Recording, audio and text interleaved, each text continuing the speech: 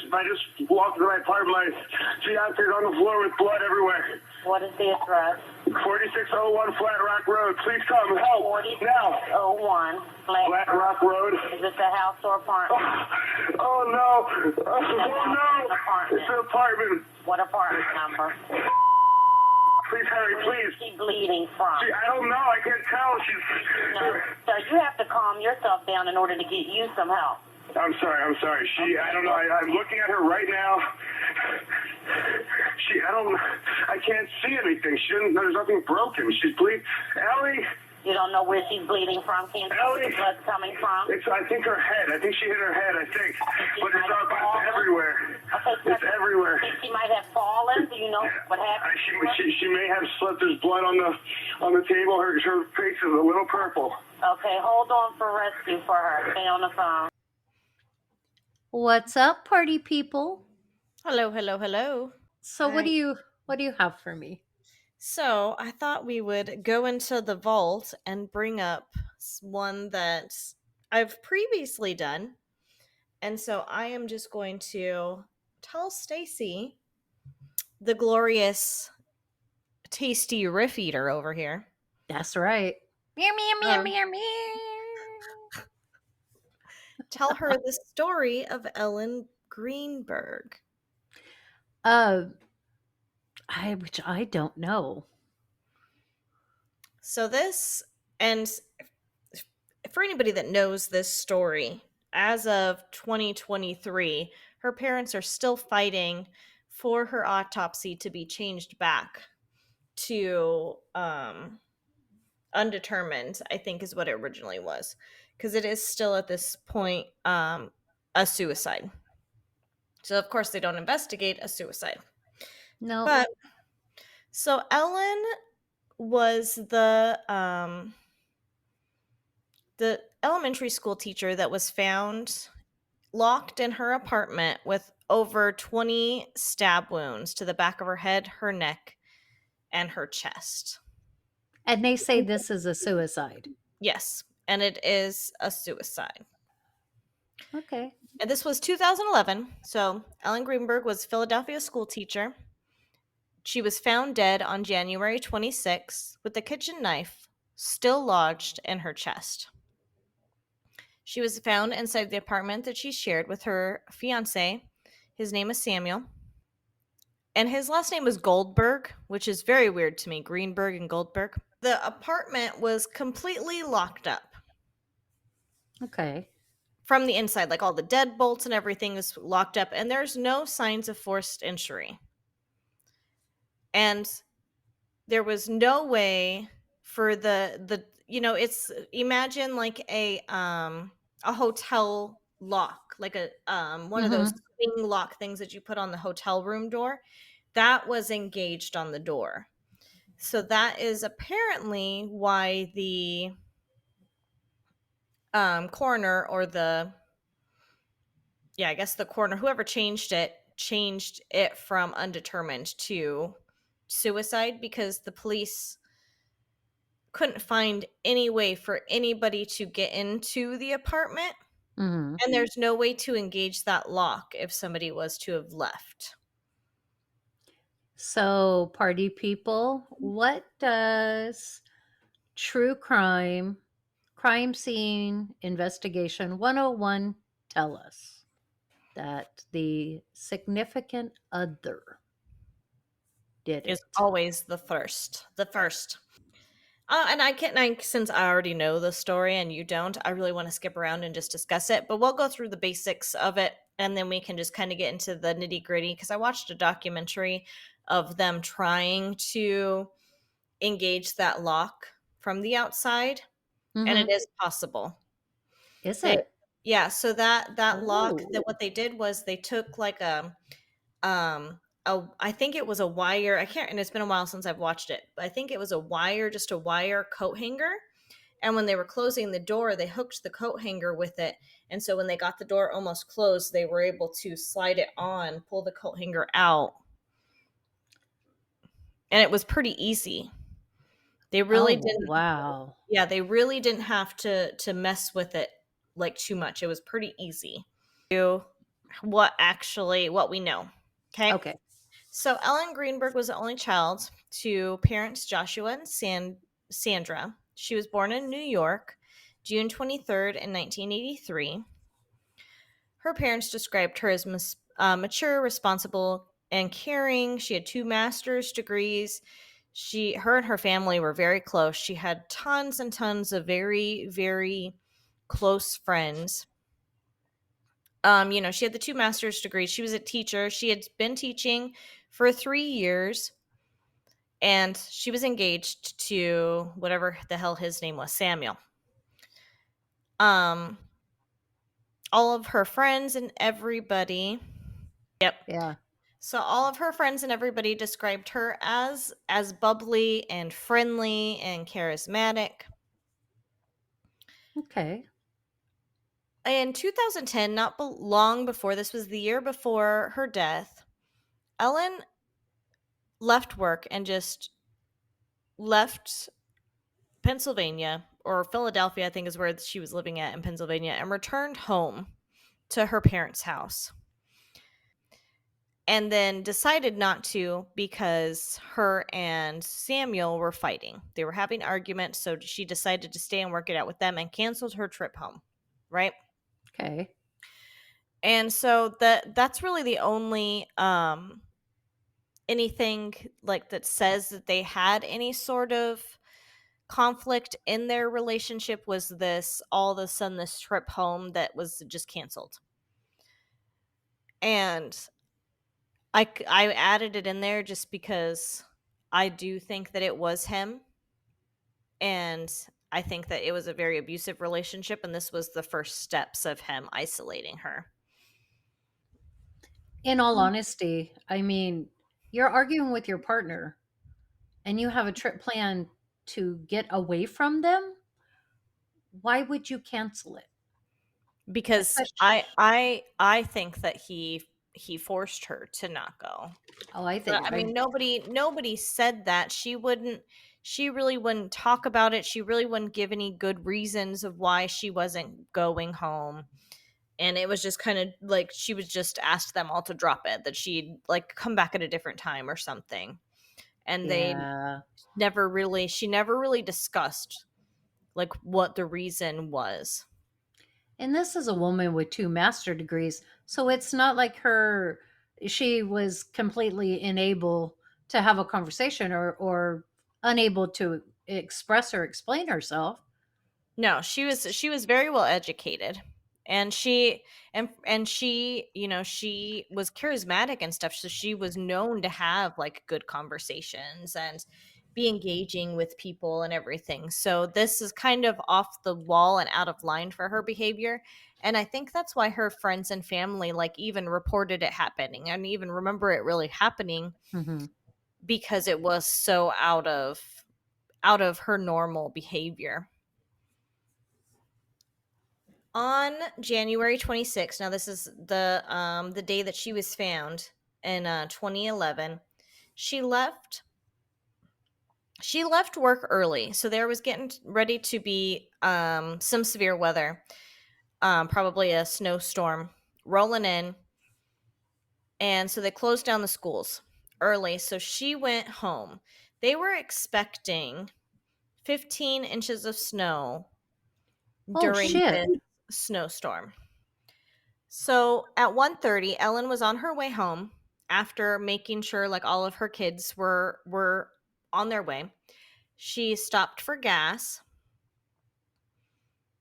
and then she stopped by the store and like picked up any little, supplies or necessities that they may need. With 15 inches, you're probably not leaving the house for a few days. So at 2:30, Ellen makes a phone call to a local restaurant. However, the restaurant couldn't remember like what the specific call was about.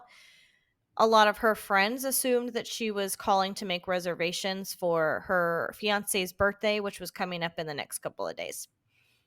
So we Okay. know at 2:30 like everything was fine. There was no signs of distress or anything. She's going about normal every day. like activities. There's clearly, if this is the case and she was making reservations, there's clearly no animosity between her and her fiance if she's calling and thinking about his birthday. At 4:46 p.m., Ellen uses her laptop for the last time.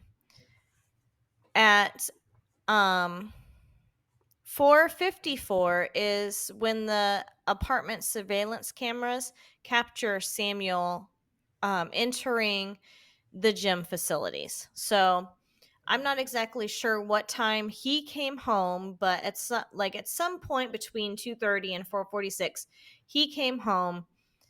She gets on her laptop, and she was probably sitting on her laptop when he was like, "Hey, I'm going to go get a workout in." So he leaves. Okay. At 5:30, he leaves the gym, which, I am a avid gym goer. Even even on days that there's nobody else in there and it is just me, I don't have a complete workout done in 30 minutes. I was gonna say, I mean, I'm not. I did go to the gym quite a bit. I'm not an avid. I'm gonna work into an avid again. But 30 minutes is not a lot when you're in there, especially when you got to wait for machines. Right, exactly. And so I don't know how busy the gym was. I mean, I used to go, like, I had a trainer, and I would go and I would meet her, and we would do a 30-minute exercise. But I always did, because 30 minutes just wasn't enough. So I always did like 10 minutes of cardio before and then 10 Hmm. minutes of stretching or something afterwards. Um, and I think that most people that go to the gym can vouch, like, especially if you don't have anywhere to be afterwards, 30 minutes isn't really a normal amount of time for people that go regularly. Yeah, But yeah, I mean, he could have been, there may be many reasons why it was only 30 minutes. I That just sticks out to me, that 30 minutes is not long enough, in my opinion. Then so at 5:30, when he leaves the gym, he stops by the lobby, picks up the mail, and then heads back up to their 6th floor apartment. At this point, he finds that the door is locked with that special lock that we were talking about. Seen on surveillance going back down to the lobby, right? He goes back down to the lobby, he talks to them, he goes back up, and he's back and forth between like texting her and calling her. And his text, he starts texting her at 5:32 is the first text from him, and he texts her until almost 6 o'clock. And these things are like, open the door. Why are you doing this? I'm getting pissed. You better have a good excuse for this. Like, what the fuck's going on? This and that. So around 6 o'clock, he finally goes back downstairs and talks to the doorman down there, or the security guy down there, and is like, "Hey, can you get me in?" And the security guard's like, "No, like, you're on your own." And so Samuel goes and takes it upon himself to break down the front door. So he manages to, like, I guess, use his body weight and like shoulder the door open enough that he can get in. So around 6 o'clock, so apparently he's standing outside the door for 30 minutes, which, I mean, there is surveillance of it. I don't know if they actually timed it in the surveillance or not, but that seems a little bit odd to me too, that he's just kind of chilling outside the door. Like, I would have gone out and checked the parking lot to see if her car was still there, or yeah, yeah. I would have called. I would have texted. If I don't get an answer, I'm gonna go look. Okay, well, her car's still here, so she's still here, right. and so she's not answering me. So she's fucking ignoring me. So I'm gonna go have a drink and let her cool off. But Sam doesn't get back upstairs. Now the doorman calls the police around 6:15 or something. Sam doesn't actually get back upstairs until 6:30. I know they live on the 6th floor, but it doesn't take 15 minutes to, go back, especially if you're like worried. Like, you're going to run up those stairs, right? Yeah, even in anger. You're gonna still be mad. If Well, you're mad, you're still gonna run yeah, up there and be banging, that's let what me in. that's what I Um, was gonna say is there's you're having a tiff with your loved one that's that extensive. You're not gonna be calm. but there's no evidence that they were even arguing, because remember, before all this happened, she made the reservations for his birthday. Yeah, yeah, true. So he gets back up there and he starts like shouldering the door, and he manages to force this lock off and breaks it and gets inside. Have always wondered if that lock was broken the entire time, and he was just Oh, lying about it being locked. hmm. Now, and that's just my thoughts, because there's no way for them to know otherwise, because it's clearly, like in the videos, it's broken from the wall and just kind of hanging loose from the door. Right. So there's no way to know if it was just broken or if it happened a week or 2 weeks before or something. So Boy, how convenient. I know. Sam is able to get the door open, and he finds Ellen lifeless, covered in blood, propped up against the cabinets in the kitchen. And she's like sitting with her back against the cabinets, like there's like streaks of blood, so it looks like she kind of just slid down the cabinets, right? Okay. But this is not the position that she would have been stabbing herself in, with her back against the cabinets, because you're not going to be able to get range of motion to be stabbing yourself in the back of the head and the neck. So how she ended up in that position, I don't know. Because And that even if she sets up the knife to fall back into it, well, it was in her chest. That was the final blow. The knife is found in her, embedded in her chest. and they're trying to say that she stabbed herself in the back of the head, she stabbed herself in the back, and then ended it by stabbing herself in the chest. And this is just like a kitchen steak knife. Oh, fuck that. I've broken those things off on ribs, on I think I broke one saw and open bread. And Bullshit. in the It's just original episode that I did on this case, I did play the 911 episode, or the 911 episode, the 911 call. I'm not going to play it now. I'll just like explain it, just describe it to you. So when he calls, he tells them that he found her, but it's so nonchalant. There's no panic. He's so calm. And he says something to the 911 operator. She's like, "Do you know how to do CPR? Can you give her CPR?" And he's like, "I know how to give her CPR, but she's already gone." And the 911 dispatcher is like, "No, no, you could still save her. Like, let's get CPR going." And so he says that he's starting CPR, that he's got her laid down and everything, and he's doing CPR. And that's when he notices that the knife is still in her chest. So the 911 operator was like, "Okay, no, don't do any more compressions or anything. Leave the knife where it is. Like, don't touch it. Just check and see if she's breathing. Does she have a pulse? All this kind of stuff." In the crime scene pictures, she's still up against the cabinets, set in a setting position up against the cabinets in the crime scene pictures. That's how I knew she was setting like that, is from the pictures. okay, I'm gonna look. So how is he doing CPR? I don't think he ever was. Well, he fucking told on himself. Think about it. And stay with me, guys, because if this isn't something that you have thought of, like in crime scene or anything, then this maybe will jog a new train of thought for you. Whenever I see or I hear something about someone, when someone died, they were killed, the family, if of the person, when they're not involved, like they didn't murder their loved ones, they are shocked and they do not use past tense. Mm-hmm. They, for the first whoever long, let's just say even though the first 24 hours, they'll say, well, it's not, well, she was, or she did, or she Right. had. It's she is. So for Right. him to tell 911, nah, she's already dead, you fucking told on yourself. At 6:40, is when the first responders arrive. So 10 minutes after he got to the room. Who knows how long it took him to get busted through the door. At 6:30 is when he's seen on surveillance at the door again. So I'm guessing it probably, I mean, if we're going by my theory, he just walked right in because that was already broken. But if we're going by his side of the story, those things aren't easy to break. It probably took him several minutes to get the door open. Yeah. Oh, Um, she was a she pretty was a lady. beautiful girl, right? Yeah.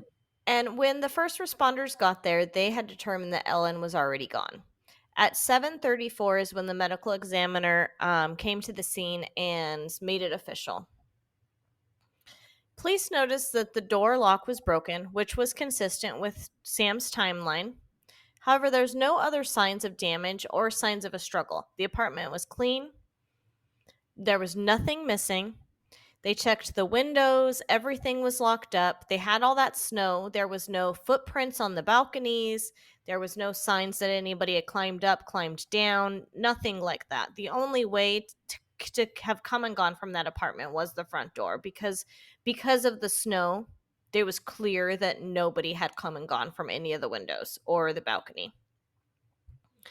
They did note that they found Xanax, Klonopin, and Ambien, all prescribed to Ellen, in her bedside drawer, and a Okay. note from her psychiatrist.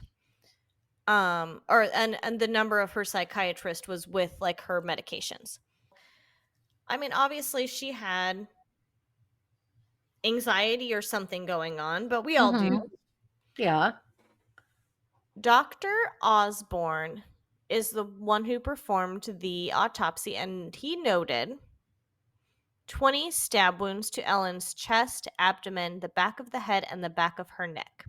He also noted the wounds caused injuries to her aortic arch, left lung, and her C spine, Oh shit. meaning that she had critical wounds to her heart, lung, and spine. He also noted that a 12.5 centimeter or 4.9-inch blade was present in the wound of her chest at the depth of 3.94 inches. And I'm looking at the knife right now, and it's it's small. Mm-hmm. It's a paring knife.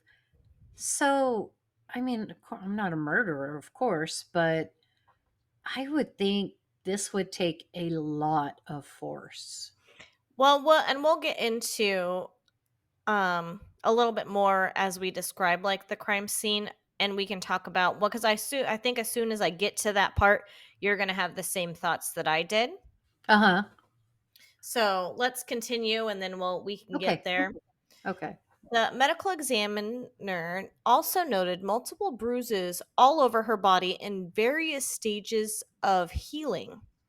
These bruises were all over her arms, abdomen, and right leg. So the various stages of healing indicates that she had received them at different times. None of Hmm. these bruises appeared to be fresh. All of these were prior to her death. Oh, okay. So the original autopsy specified that even though there was the knife wound to the C section of her spinal cord, um the spinal cord was nicked, but it wasn't actually severed or anything like that. And guys, for our friends and listeners out there, if you're not sure where the C spine is, that's your cervical spine. That is that's the length of spine between the bottom of your head to into just past your shoulders. And There's seven, I think there's 6 or 7 vertebrae there's in that. seven. Is There's there seven 7? in there. Yeah, there's seven in there, and that's what helps you to move your head and also hold your head up. Mm-hmm. Right. And Dr. Osborne is the one to declare this a homicide. When the police arrived that night and observed no forced entry into the apartment, no defense wounds, no evidence of a struggle, they stated that it appeared Ellen died by suicide, and um, this theory was supported by her medications that they found.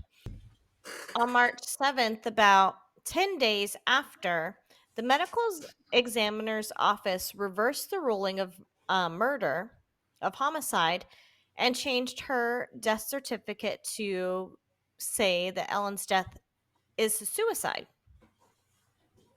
And this is based on the police findings. Ellen's father, Josh Greenberg, told Dateline that he believes the medical examiner decided to reclassify her death as a suicide to align with the police investigations. According to the Philadelphia Inquirer, the medical examiner was told by the authorities that they were leaning towards suicide and it looked like mental health issues. Okay, but, and I'm going to give a very heavy trigger warning here, guys, that if talk of suicide is a trigger for you, then skip this probably 2 to 3 minute or statement, 2 to 3 second statement, whatever. She had 3 very heavy anti-anxiety benzos in her drawer. So she had benzodiazepam. Best She would way, sleep. It will yeah, be it's you'll go to sleep painless. Thank you. That's what I was trying to say. You will go to sleep and you will never know what happened. So why would you stab yourself? well, and the most hotly debated part of this whole story is her C-spine injury. Yeah. Those people don't survive spinal cord injuries. Not very often. After several years of the family fighting this change to her death certificate, they hired a neuropathologist by the name of Dr. Lindsay Emery, and she went in and reevaluated everything. And she says that the injury to Ellen's C2 and C3 area did not hemorrhage. Excuse me. It did not So, hemorrhage. so they weren't stabbed hard enough. No, there was no blood at all. It was inflicted It was post-mortem. post-mortem. Yep. Oh, so you didn't. Oh, you saved that part. Mm-hmm. It was a post-mortem stab wound. So I guess But now and there was the truth in the original one, because that part was left out of the original autopsy. The spinal cord was nicked, but it wasn't fully severed, which means she still would have been able to move and all that kind of stuff. The only thing that they say about it is that because it was severed, she may have had some issues with controlling her head. She would have been having some nerve discomfort and some nerve pain, or she may oh have yeah, lost all pain receptors, period, and she may not have felt any pain. right. But this was after her death. that's So what I was going to say. So tell me, Pennsylvania police officers, do you normally have corpses wake up and stab themselves in the back of the neck and in the chest and then lay back down? Let us know out here in California. Let us know out in Maryland. So most of the stab wounds were inflicted post-mortem because of the same reason. And that would explain the lack of defense wounds. And we know as crime junkies that stabbings, when you're the assailant stabbing somebody, the chances that the knife slips and you cut your hand, 9 times out of 10 is going to happen. So Oh, if you're always. twisting your hand up behind you and stabbing yourself in a hard surface like your skull, that knife is going to slip. But she had no wounds on her hands. And on top of that, there is no way in hell. Let me reiterate that. There is no way in hell a person can inflict enough force by themselves to shove a knife in their skull without something a little more substantial than a fucking cabinet. I don't think any of the skull stab wounds actually penetrated anything. I think those were just flesh wounds, if I remember right. Yeah, because I don't think a knife of that size is going to. I mean, our skull's pretty thick. But there was something like 7 or 8 stab wounds to the back of her head, and I think 2 or 3 in her neck, and then the rest was like stabbing in the front where she punctured her lung and nicked the heart and stuff like that. There's no way. Are There's you looking no at way. the picture of the from the autopsy, the drawings of everything? Yeah, yeah, I just pulled it up. I've, kind of been like hovering over it. But I get, okay, I get.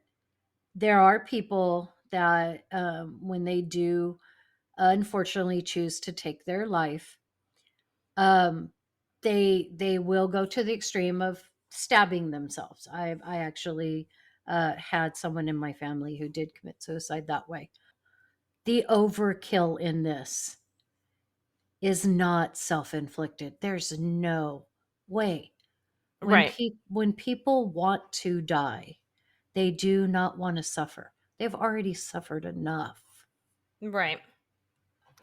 In October of 2019, Ellen's a parent's attorney, his name was Joseph Pardroza, filed a civil lawsuit on the behalf of the family against the Philadelphia Medical Examiner's Office and the pathologist who conducted the autopsy to get the officials to change Ellen's manner of death from suicide to undetermined or back to the original report that stated homicide. In 2020, it was ruled that this case could move forward. However, COVID happened, and now it's just been setting since. It's never moved forward. Of course. So the attorney reported with Dateline that the materials needed for this pretrial court date, whenever it happens, are the building surveillance, the declaration of the employees, and the videotapes disposition of the original medical examiner, and then the second lady, the Dr. Emery's the one that found the cervical spine was post-mortem. Hmm. And so they wanted both of those videos and all the surveillance of the apartment complex. According to Dr. Emery, now this is the second one, the preserved wound examined in 2019 was administered when Ellen had no pulse. She was already dead. And this is their big side of why this should be Well, changed to yeah. murder, because I mean, if that was the last blow, say like she died as she's stabbing herself like that, then the knife would still be there, but it wasn't.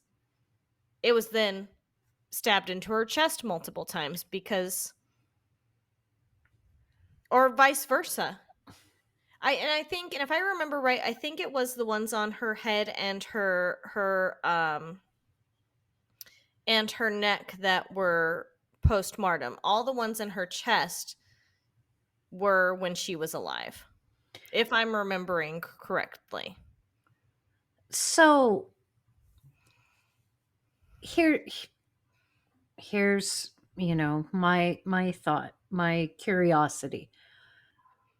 Why, if you are wanting to commit suicide with your heart, your lungs, your abdomen, all of these accessible, just like every creature that walks this earth, our underbellies are our most sensitive, our most vulnerable.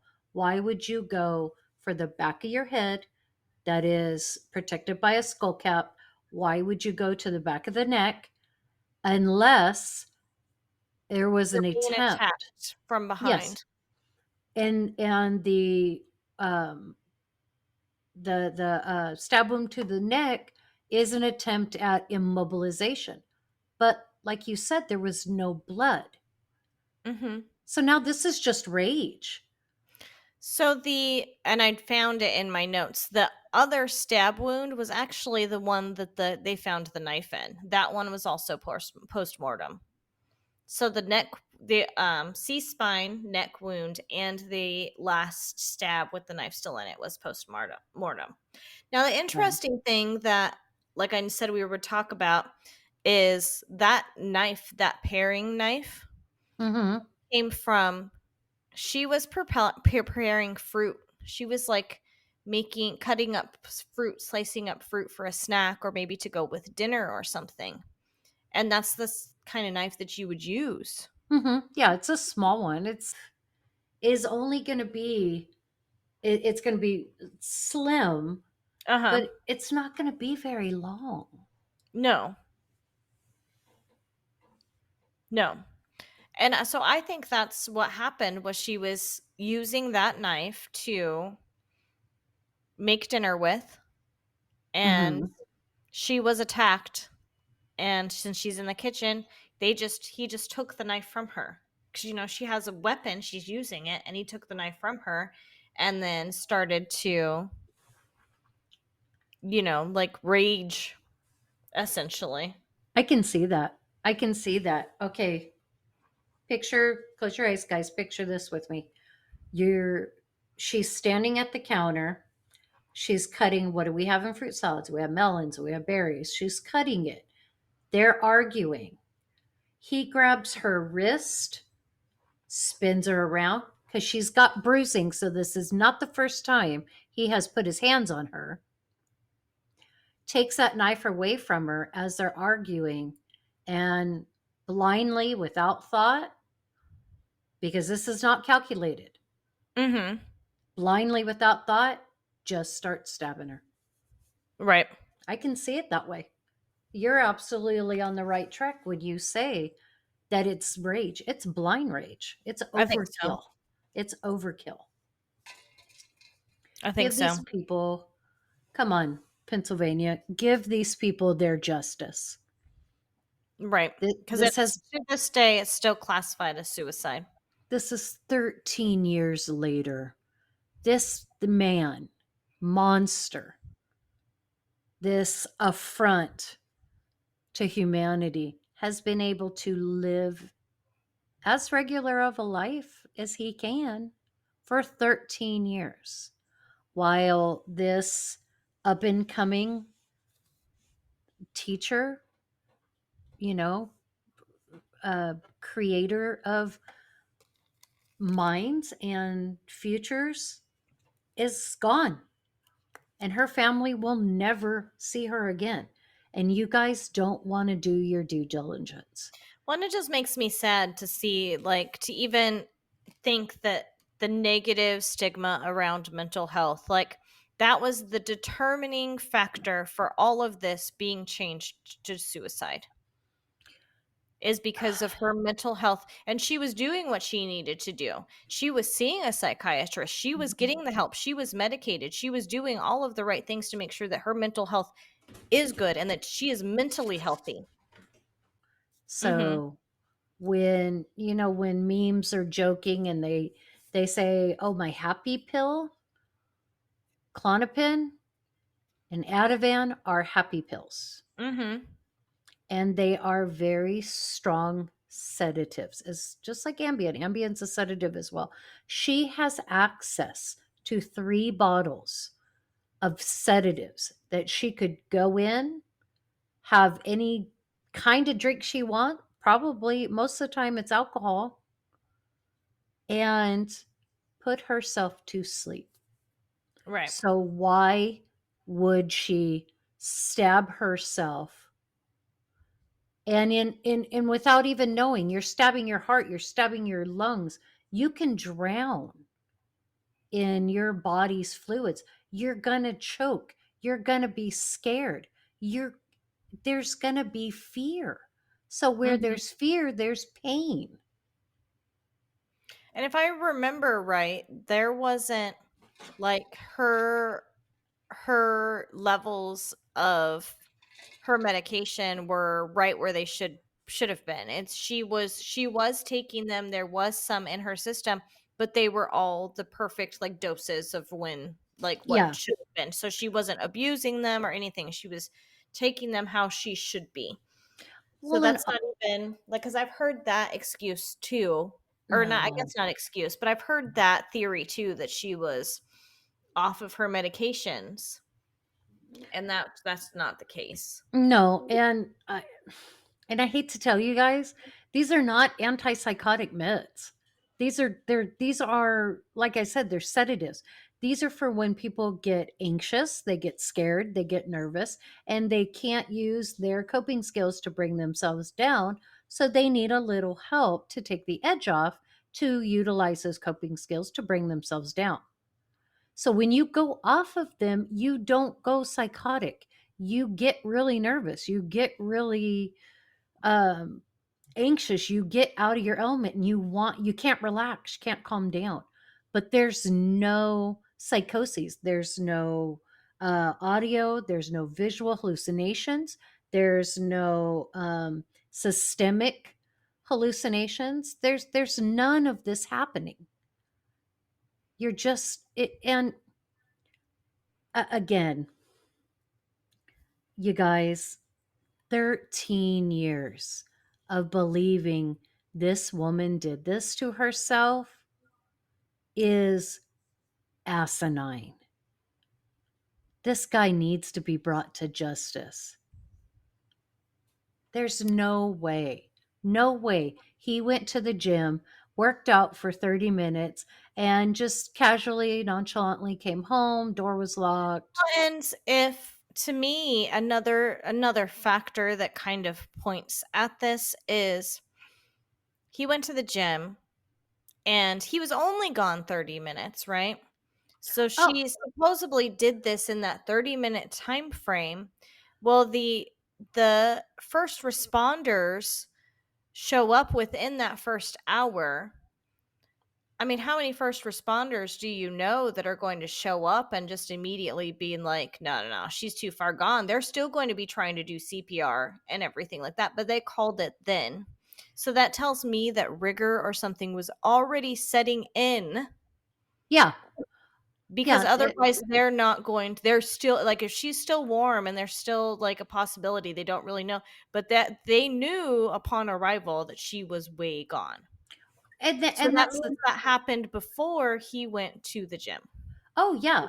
That you hit it right on. And then how you said it just right there is I want to jump back on that. Okay, 30 minutes. So he was gone That was his from alibi. yes, from the time he walked out the door to his workout to walking back in was only 30 minutes. My ass, what did you do? Go in the gym, take a piss and walk out?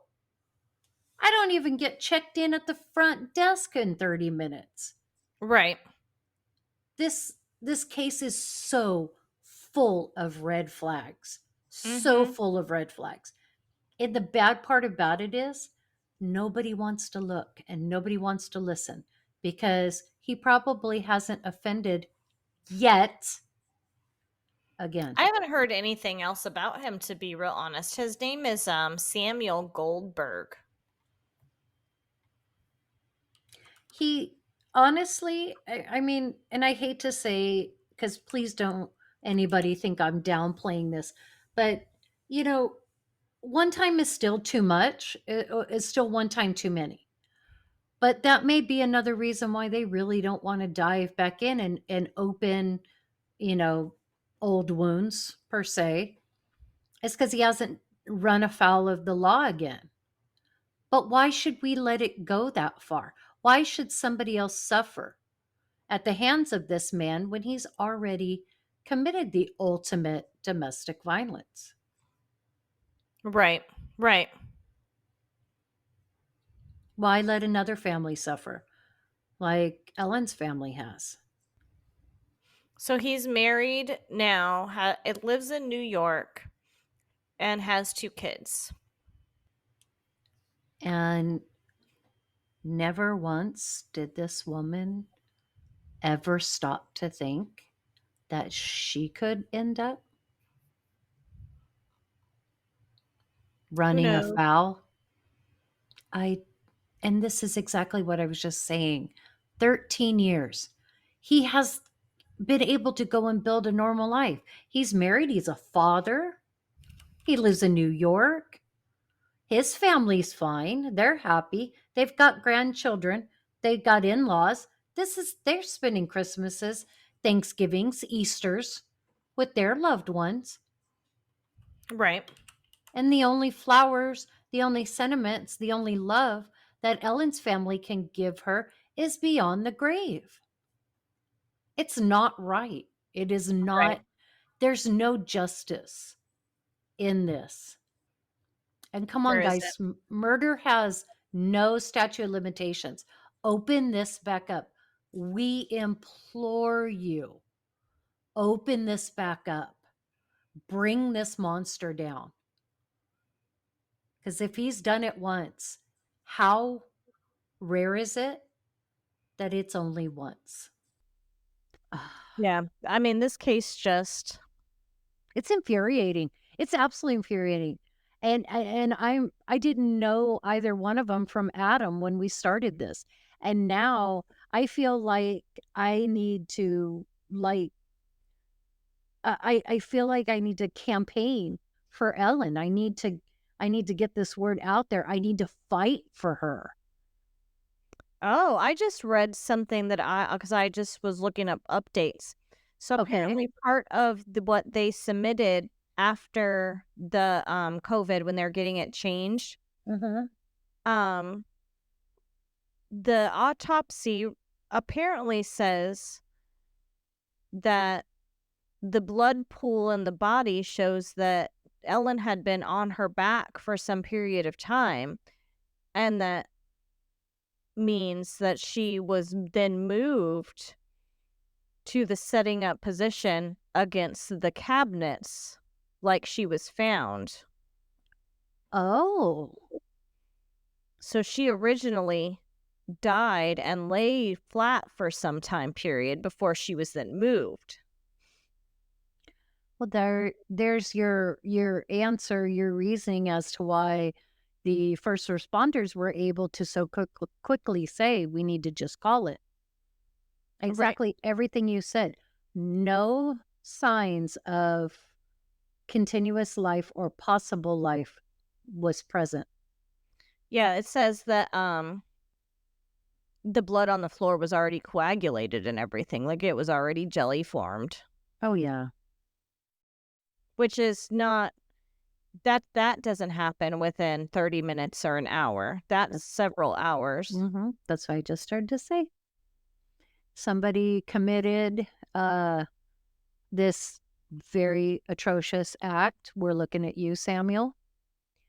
And then decided when he came back to his senses, oh shit, I need an alibi. Right. Right. That's probably exactly what happened. He got mad. He did what he did. He cleaned himself up and went to the gym as a alibi. Don't think now just anybody can go out and commit murder and make it look like a suicide, because this is not a smart um this is not a smart criminal. This is a stupid police department, Right. because he's not smart in any way. And if anybody with half a brain had walked into that and said, oh yeah, it's suicide. So hypostasis, which is the pulling of blood on the side of the body or on the lowest part of the body, Hmm. um, only happens within half an hour to a 2-hour time period. So even at a half an hour, it might have started, but it could not have been to the extent that Right. that And hers and and was. if and if in he and say he found her laying down when he came in, and then why would you move her back to a seating position? Right? Like if she's already laying down and you're saying you're performing CPR, why would you then move her to a seated Right, position? right. So then, but if he moved her in that time period, I wonder if that blood would still flow and now to be developing like in her butt and stuff. It would have had to have been. It would have had to have been. Because, okay, think here. Another scenario, guys. Stay with me on this. Let's say for the That says it it gets fixed in the certain area at around 6 hours. So then yeah, it would still travel down then. yes. And okay, let's say for just this scenario here that he did bust in and find her, that she did do this to herself. Right. I could see him grabbing her and sticking her up against the cabinet as to try to get, her to stop gurgling. Maybe she's gurgling, maybe she's drowning. Yeah. In a panicky moment. Right. But like you said, the blood still would have flowed and it would have pooled differently. Mhm. And I think they would have been able to see like that movement of the blood because it would still have discoloration of her laying down, but then it would also have been moved and traveled. And Yes. that's not like what the autopsy is saying. I do find it interesting that the first responders didn't even do anything though. They just immediately was like, "Oh no, she's gone." And they didn't do anything with her. Um, I don't, yeah. I mean, that just tells me like however the state that she was in, it had to have been very, very clear. Like if this was in a 30-minute time period to an hour time period, she still might have even been warm to the touch at this point. Which you would still search Well, for signs of life. exactly. But you're not going to walk in because it doesn't even sound like they did that much. No, from what the way you are reading Yeah, it it. sounds like they showed up and they just immediately called it and called the coroner Mhm. out. So it doesn't even sound like they did that much. Yeah, so it had to have been, and these are trained professionals. It's not like, Mm, well, I don't know. Let's take a guess at it. No, it's the minute you walk in. Like, okay, is life fleeting? Can I try to mhm. to help, or is it, there's nothing we can do? Because Right. most of the time, death is called at the hospital. It's Right. very rarely called at the scene. Well, yeah, they called it and then the medical examiner came out and picked her up an hour later. Yeah. But yeah, like in situations like that, yeah, you're right. Most of the time they take people and they get to the hospital. And as soon as they get to the hospital's like, nope, they're gone. But they still take them. And this wasn't the case for her at all. So that makes me think that like she had been she had been laying there for a long while, longer than that time period. Definitely longer than an hour. And Hmm. even though he said 30 minutes, it had to have been longer than an hour. Because even if she was Well, the still 30 minutes is based on the cameras, the surveillance inside the apartment complex, right, showing him going at this time and leaving at this time. So he was really only gone for the hour before from the moment he left to when he came back inside.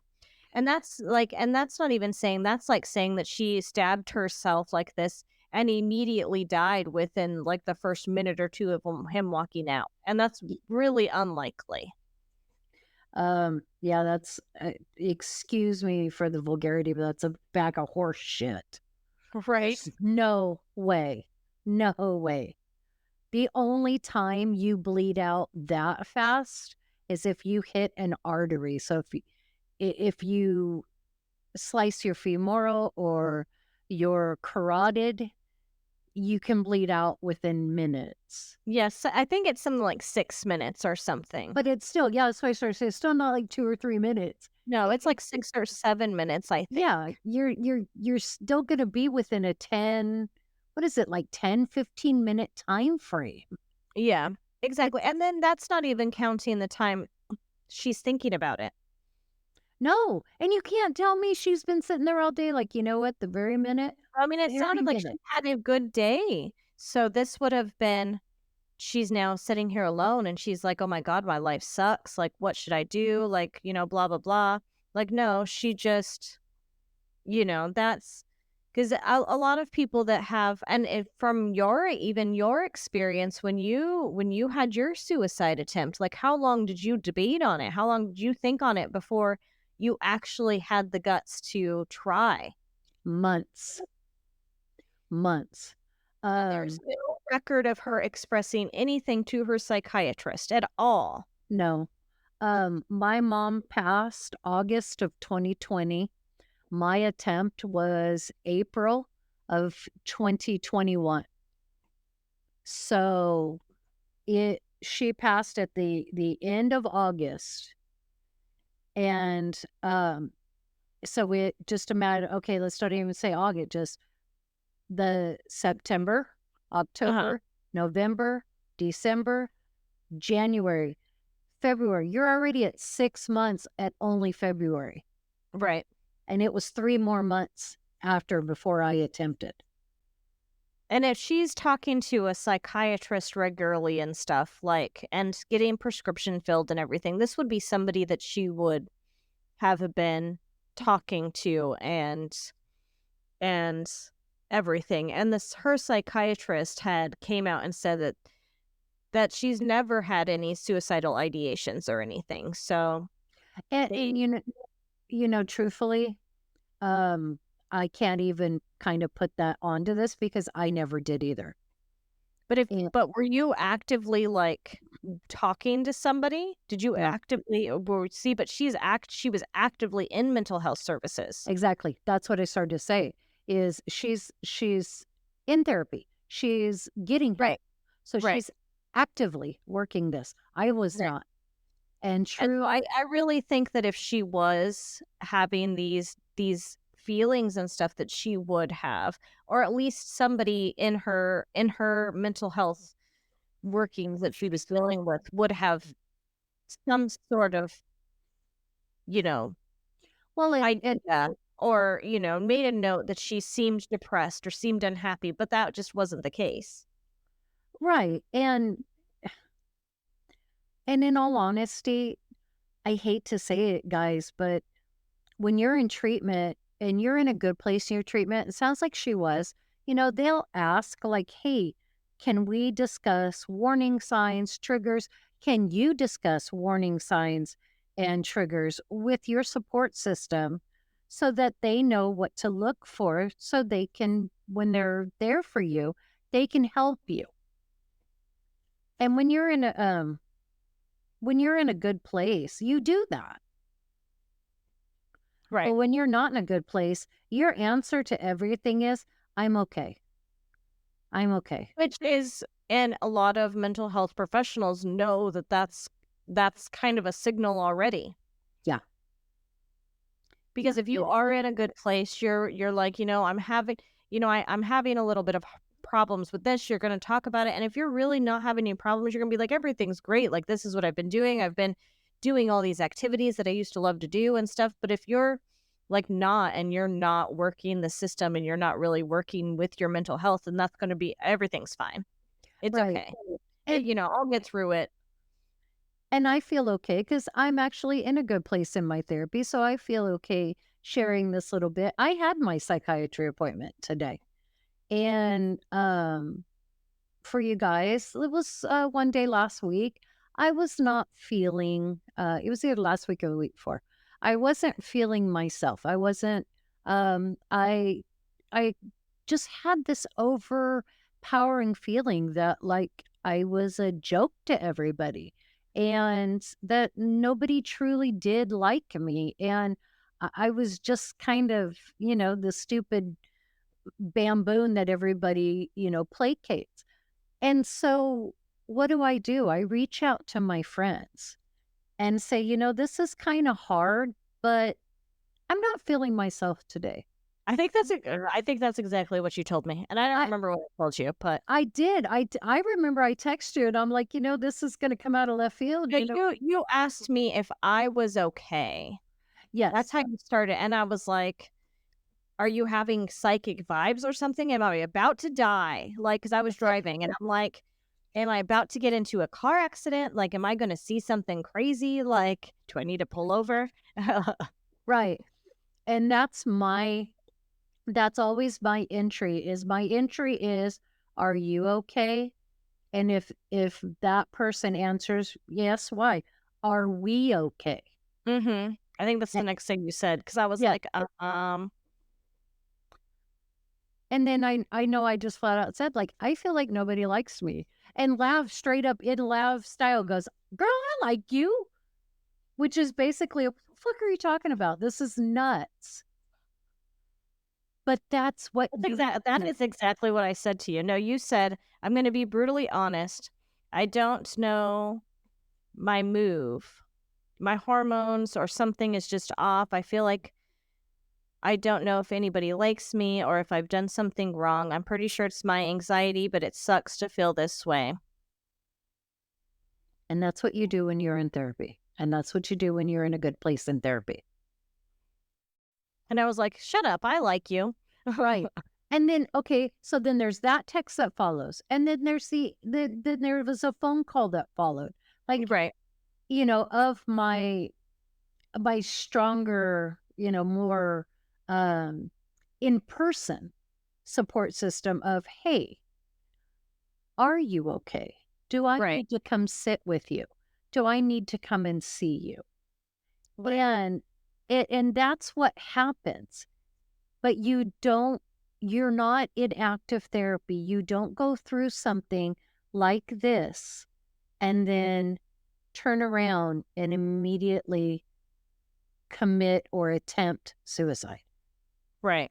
And a lot of people will say, we didn't see it coming. It's true, you may not have seen it coming, and it's because you don't know it's happening.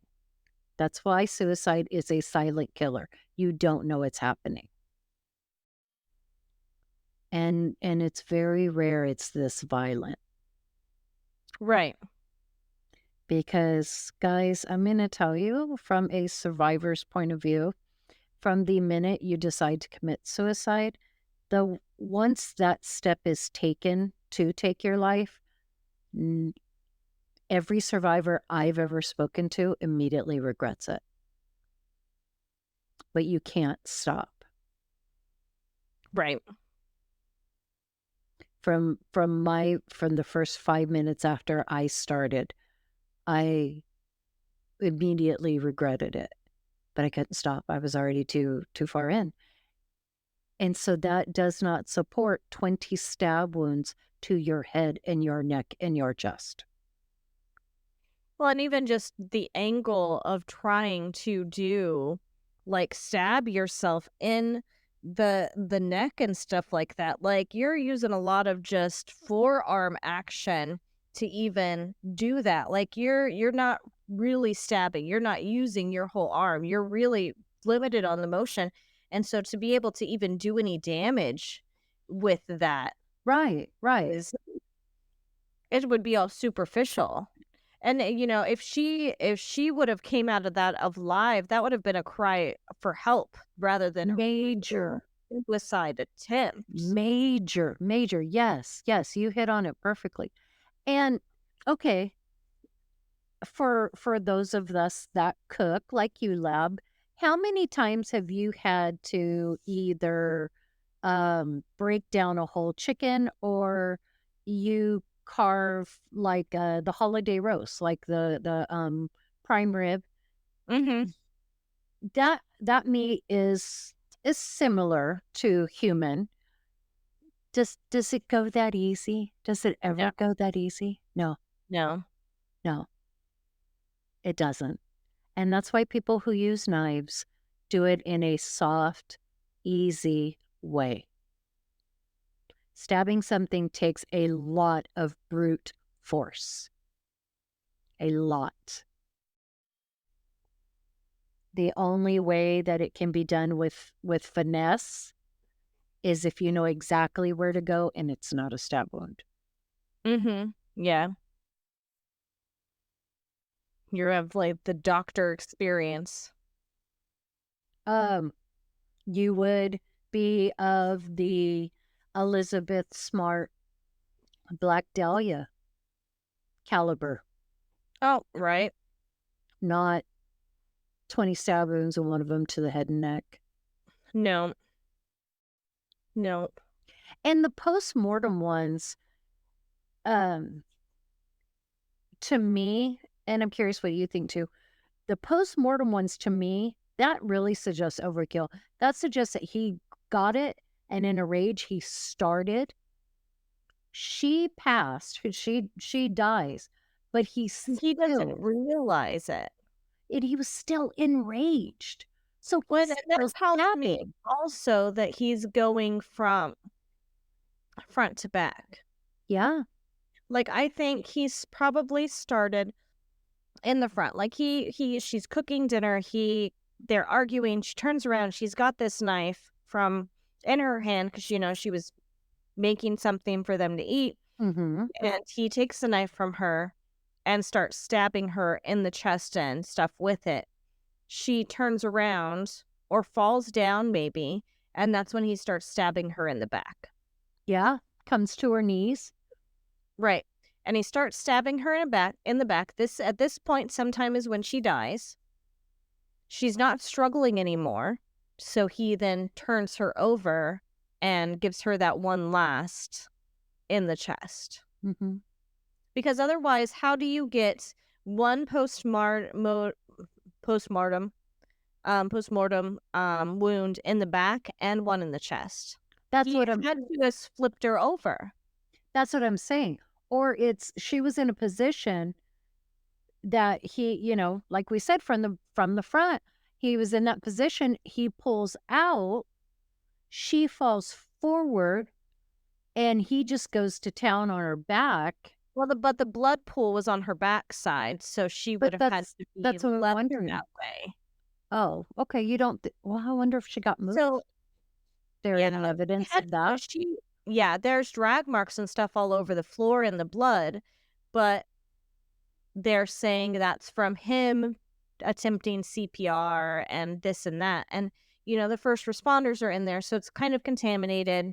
Right. Just right. from that kind of stuff. But, I mean, he did say that he tried to perform CPR. So they're saying that these blood streaks and stuff on the floor, because you can see the pictures of the blood Yeah, streaks. I did. And so did. that was his story, is that was from him moving. But then why would he move her back to a seated position, which is what I don't understand. And it's never really addressed. It's never really been asked. And even, I mean, God, reason doesn't even fit putting her in a seated position. Reason would say, okay, you find her like this and she's bleeding out and maybe she's gurgling and making noise. You would turn her on her side. You wouldn't try to pick her up. You would turn her on her side and call 911. Well, in the 911 call, like he says that he sees her slumped against the cabinets. So he says initially that he finds her seated, and then he tells them that he is going to start CPR and he's getting her ready, and he's saying, I'm starting CPR, I'm starting compressions, and he was like, oh, she's still got the knife in her chest. The killer must still be here. The knife is still in her chest on the 911 call. And then, but in the crime scene photos, because the police show up after the first responders, so in the crime scene photos, she's up against the thing again. So at some point, I don't think he ever even attempted CPR, but she had been moved. So because she was on her back, because that's where all the blood pooled, and you could see the drag marks and the transfer marks of her body being moved from either position. Either she was setting up and Yeah. then they moved her down, or from the down to the seated. And there you go again, where sensibility and reason just doesn't support this. Well, and if it wasn't classified as a suicide and they had done proper research and they had actually did what they like the police work that needed to be done, that would have all been answered. But since Hmm. they just was like, "Oh, she's look at all these mental health pills she's on. This was suicide," and they just dropped it. They didn't do anything else with it. They And didn't even this, test any of the blood or anything to see if it was anybody else's. no, and this right here, and Lav will completely, I know she feels the same way. This is why we have to promote the um the absence of stigma around mental health. Mental health matters. The stigmatization of people who seek help needs to stop. It needs to end now, Right. because people are refusing to get help because they don't want people to think badly about them. They don't want to talk about it because they don't want people to think badly about them. Well, And then if then, something happens to you, like, I mean, I've got pills sitting right here, like, on my desk. Like, right. I'm like, if, somebody comes in here and murders me and my daughter, they're just gonna be like, "Oh, she's crazy, like, she must Oh, have this must be murder suicide." oh, it's murder suicide. Yeah, there's pills. If someone came in and murdered me and my family. Oh, look at this extensive collection of knives. Look at these antipsychotic medications. She was nuts. She killed them and then killed herself. Right. And then whoever truly does it never sees justice. Stop looking at our people who are seeking help as helpless. They are the strongest people you will ever meet.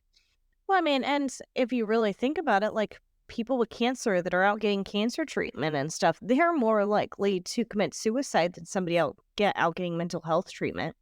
Hmm? Dr. Kevorkian. Right. We have these things in our media history. And that's another thing. You just brought up a beautiful point. Somebody who has cancer. This is a disease that can end your life. If they get help, they're heroes. Okay? Mental health. If you don't get help, this is a disease that will end your life. They are heroes. Drug and alcohol addicted people. This is a disease that will end your life. If they are trying to get sober, they are heroes. Step up, people, and start treating them in that manner. Nobody wakes up, just like our friend Tracy said from Spin It Sentence. Nobody wakes up one morning and says, I want to be an alcoholic. I want to be suicidal. I want to have mental health issues. Yep. Hey, show up, be available. Sometimes all it takes is a phone call to tell them you're thinking about them. Truth. And before we go, I will say this one last thing. If you feel yourself in any of these kind of situations, reach out to Lav, reach out to myself. You can reach out to us in a DM. We will show up for you. 988, guys. I don't know you, but I love you. Bye.